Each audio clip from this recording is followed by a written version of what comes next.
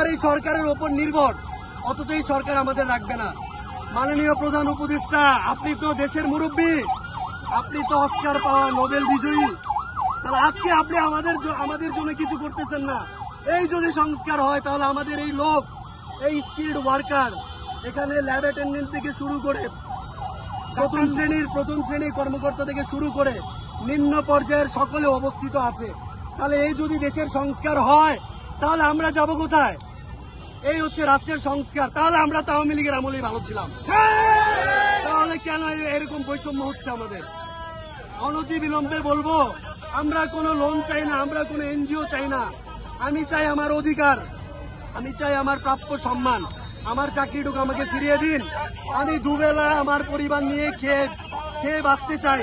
আমি কোনো দালালি চাই না, আমি কোনো রাজপথ চাই না, আমি কোনো সংগ্রাম চাই না।